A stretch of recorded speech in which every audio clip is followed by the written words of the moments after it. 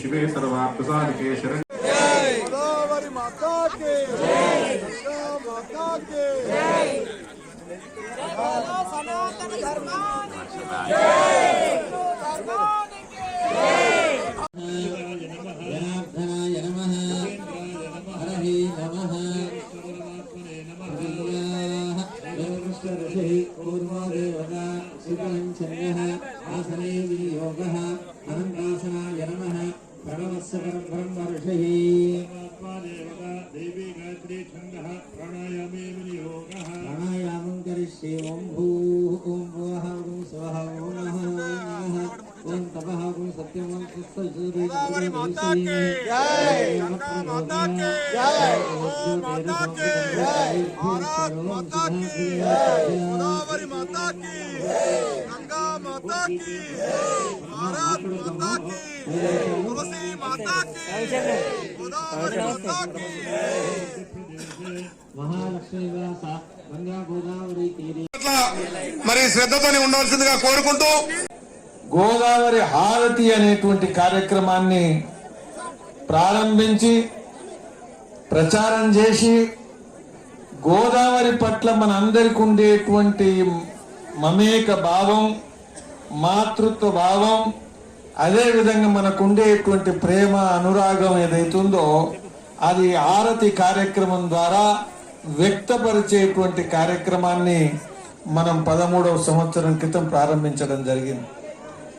అనేక మహానుభావులు, పూజ్య సాధువులు, అదేవిధంగా ఋషితుల్యులైనటువంటి మహా వ్యక్తులు, పెద్ద పెద్ద నాయకులు అనేక మంది ఈ సంవత్సరంలో జరిగేటువంటి కార్యక్రమానికి వాళ్ళు రావడం, మనకు మార్గదర్శనం చేయడం, ఆశీర్వదించడం జరుగుతుంది.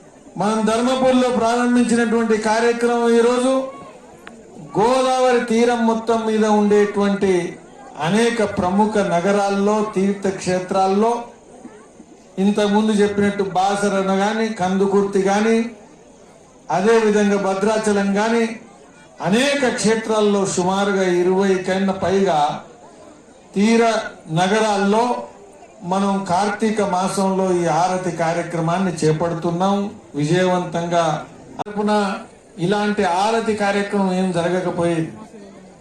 ఈరోజు కార్తీక మాసం మొత్తం కూడా దేవాలయం తరపున, దేవాదాయ శాఖ తరపున గోదావరి హారతి కార్యక్రమాన్ని చెప్తూ అందరికి కూడా గోదావరి హారతి కార్యక్రమాన్ని నిర్వర్తించి వాళ్లకు పూజా కార్యక్రమాలు నిర్వర్తిస్తున్నటువంటి కార్యక్రమాన్ని మనందరం కూడా చూశాం. రాబోయేటువంటి రోజుల్లో ఈ కార్యక్రమం ఇంకా పెరగాలి. ఇది కార్తీక మాసమే కాదు, గంగా నది మీద ఏ విధంగానైతే హారతి కార్యక్రమం నిత్య కార్యక్రమంగా మారిందో అదే విధంగా గోదావరి నది మీద కూడా హారతి కార్యక్రమం నిత్య కార్యక్రమంగా మారాలని ఈ సందర్భంగా మనందరం కూడా సంకల్పం తీసుకుందాం. అందరం కూడా గోదావరి హారతిని ప్రతిరోజు ఇచ్చేటువంటి కార్యక్రమంగా రూపొందించాలా అనేటువంటి సంకల్పాన్ని ఈ సందర్భంగా తీసుకుందాం. మనందరికీ తెలుసు, పంచభూతాల సాక్షిగా మనం అందరం కూడా పంచభూతాల్లో భాగం. మనం పంచభూతాల నుంచి వచ్చాం, పంచభూతాలకు వెళ్తాం. కాబట్టి అందులో మహత్వమైనటువంటి ఏదైతుందో గోదావరి మన తెలంగాణకు ముఖ్యంగా జీవన రేఖ. కాబట్టి ఈ సందర్భంగా రామ్ సుధాకర్ గారు ఇంకా అనేక కార్యక్రమాలు ధర్మక్షేత్రంలో, ధర్మపురిలో తీసుకుంటున్నారు. ఇక్కడ ఉండేటువంటి టీము ఏదైతే ఉన్నారో వీళ్ళందరూ కూడా ఒక్కొక్క పేరు నేను చెప్పకుండా అందరూ ధర్మపురిలో ఉండేటువంటి గోదావరి హారతి ఉత్సవ సమితి టీం ఏదైతుందో వాళ్ళని నేను అభినందిస్తున్నాను.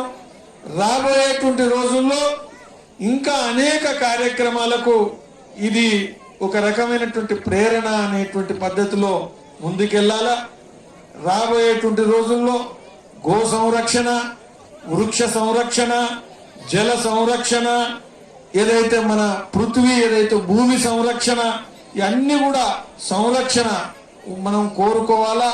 దీనికోసం మనం కూడా సంకల్పం తీసుకోవాలని భావిస్తూ వేలాదిగా వచ్చినటువంటి కార్తీక మాసంలో మనం గోదావరి తల్లిని ఆరాధించడం కోసం ఇక్కడికి వచ్చినటువంటి వేలాది మంది భక్తులు, ఇక్కడికి రాకున్నా ఇక్కడే మనసుంచుకున్నటువంటి భక్తులందరికీ కూడా ప్రాతినిధ్యం వహిస్తూ మనం ఈరోజు దీపదానం చేద్దాం, అదేవిధంగా ఆరతి ఇద్దాం. పూజ్య స్వామీజీ యొక్క ఆశీర్వచనాలు మనకు లభిస్తాయి, వారి మార్గదర్శనం మనకు లభిస్తుంది. వచ్చినటువంటి వాళ్ళందరికీ మరొకసారి అభినందనలు తెలియజేస్తూ గోదావరి మాతాకి, గోదావరి మాతాకి, గంగా మాతాకి, భారత్ మాతాకి.